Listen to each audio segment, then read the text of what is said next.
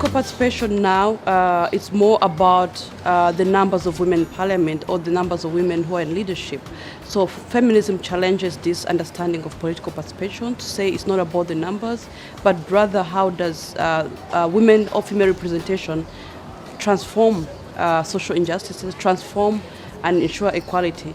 The political institution, as it is today, is male-dominated, and it does not allow for women's effective participation in politics. I think political solidarity, or how politics enhances solidarity, is just by allowing women to participate in actual political conversations. So beyond just elected politics and active political participation, there is the fact that women's voices are missing in political discourse, right? So allowing women to exist in these spaces, allowing women to hold various roles in political institutions and structures is one of the ways to build solidarity, and also just show variety of women who exist in this space and who are doing various things, right? As a way of just being symbols of hope and being symbols of what women can do in political discourse. No caso de Moçambique, vai-se muito pelos partidos políticos e acontece que o que dita lá não é o pensamento ou a perspectiva das mulheres feministas, que é muito baseado na autonomia, na liberdade, na justiça, na igualdade de género. Ali reina mais o princípio do que o partido dita, o princípio da casa, que confronta muitas vezes com o pensamento livre. And political representation is constrained by several factors. One is that women who enter the politics of our societies enter into sites that are controlled by men, political parties mainly.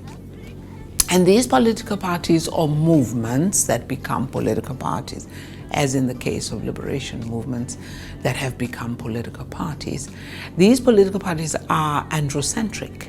They are anchored in the ideas, the visions of men, the narratives, the stories, his stories of men. So these women become overwhelmed and redefined by the focus, the objectives that these men bring to what they call a party as an instrument, that takes you to political power, to the stage or the parliament, or even just to be publicly visible in the society, Nós estamos lá, mas nós não temos poder. O poder não é definido por nós. É um poder masculino, é um poder patriarcal, androcrático, seja lá o que for, não é? É definido pelos partidos, porque nós estamos lá em representação dos partidos. E se os partidos nos abrem para decidirmos alguma coisa da nossa cabeça, muito bem, senão nós temos a disciplina partidária. Over 20 years since Beijing, we have been trying to see how women could get into the decision-making arena. But what we missed out, which I think is very strong, is the fact that we did not advocate to get women who have the capacity and who are able to elaborate the woman question in a nice way. There are several factors that affect women's participation or feminist agenda, to thrive within the political party.